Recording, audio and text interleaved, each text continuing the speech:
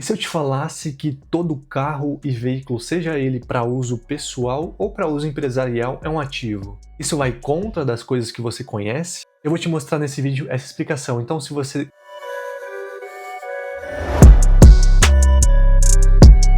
E aí galera, show de bola? Gabriel aqui e dessa vez vamos falar um pouquinho sobre ativos e passivos. E se eu te falasse que toda moto e todo carro ele é um ativo? Seja para uso pessoal, seja para uso empresarial, enfim. Esse vídeo ele surgiu com base naquele questionamento em outro vídeo que eu havia feito sobre se existe, se é possível existir lucro 100%, e lá eu mostrei que realmente poderia, na informalidade. A contabilidade não, porque você precisa considerar a receita, mas para fins de informalidade e para pessoas que não mexem com contabilidade ou não têm empresa, aí eu vi que realmente poderia ser utilizado numa boa, Para começar o nosso entendimento aqui, vamos falar aqui um pouquinho sobre balanço patrimonial. Eu vou deixar esse link aqui na descrição, caso alguém deseje acessar.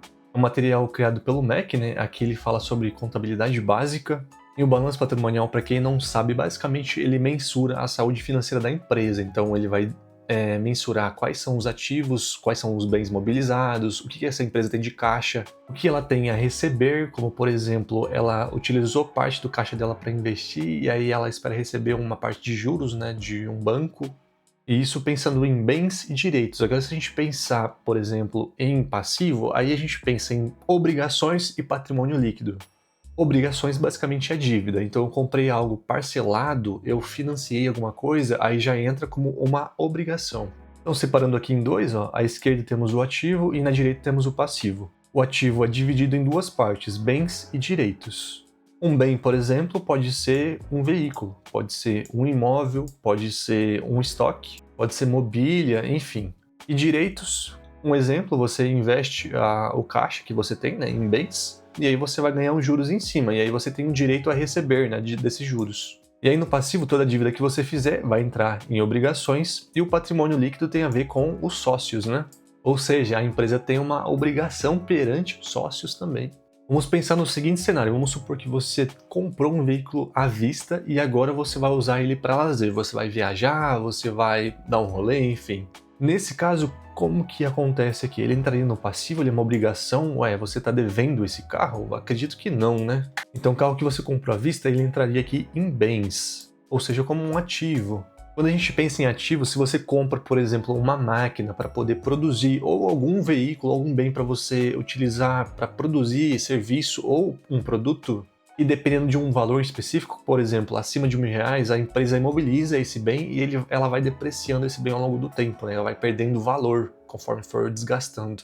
E veículo administrativo. Bom, o veículo administrativo ele também seria um imobilizado, mesmo que ele não seja utilizado diretamente, no custo direto ou indireto da produção do bem ou serviço, ele entraria como despesa, Mas ele continua sendo um ativo, ele entra como imobilizado também.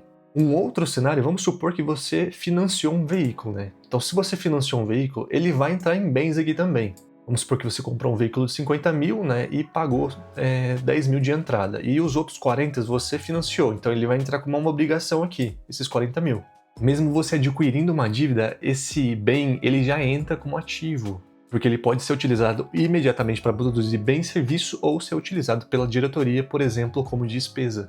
E aí vamos supor que você não pague esse fornecedor, essa obrigação. O que vai acontecer? Possivelmente o banco vai tomar esse veículo de você.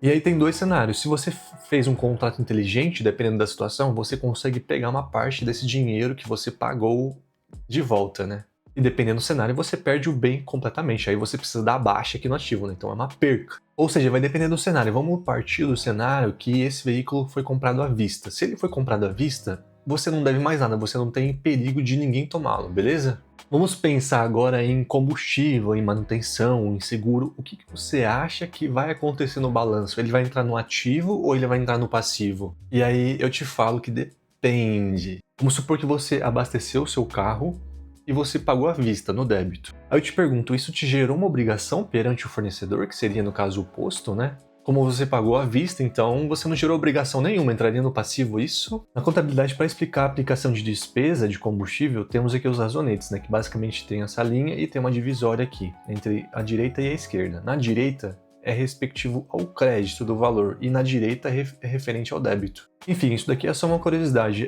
Se você Se tiver interesse de mais detalhes, né, procure por conta própria para gerar um conhecimento a mais. O que nos interessa é esse cara aqui, a demonstração do resultado do exercício. A demonstração de resultado do exercício, ele basicamente define se você teve lucro ou prejuízo num determinado período. E aí vai considerar as receitas, todas as despesas, custos, enfim. E aí, no final, a gente vai saber se teve lucro ou prejuízo. Então vamos pensar no cenário onde um diretor abasteceu o veículo e aí ele utiliza de maneira administrativa. Tem que ter uma subdivisão aqui na área administrativa, né? Basicamente com combustível. Aqui está agrupado, né? Administrativo direto. Mas ele entraria nesse cara aqui. E aí seria apurado, né? Se teve lucro ou prejuízo no período apurado. E depois de apurar o DRE, né? Possivelmente iria mexer aqui no patrimônio líquido. Então por isso que o pessoal resume, né? Que você considera como passivo, né, se for de uso incomum, porque o pessoal está agrupando, né, obrigações e patrimônio líquido, então está simplificando para explicar. Mas se a gente pensar no lado formal, né, na contabilidade, de fato não entraria direto. Existe algum cenário que entraria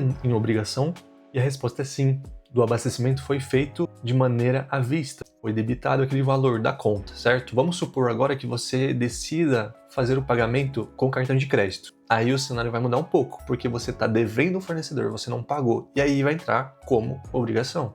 E aí o que acontece? Ele vai entrar aqui como obrigação, né? E aí após entrar como obrigação, enquanto você não pagar, vai ficar aqui como obrigação. Daí depois que você pagar, possivelmente vai ser debitado do caixa, né? E aí vai sumir aqui da obrigação, né? E aí se tiver outros registros, possivelmente, né, vai afetar também o patrimônio líquido, enfim, vai depender da complexidade dos lançamentos, né?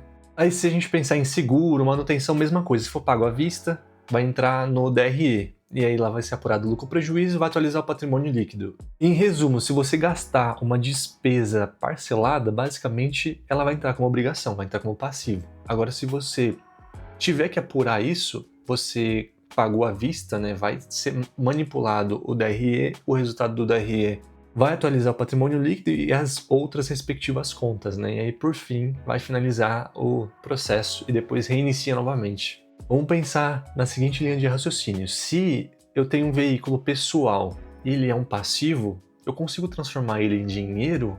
Pensando em obrigação, eu dificilmente vou conseguir transformar isso em dinheiro, né? A não ser que eu renegocie isso e faça alguém comprar a minha dívida, né?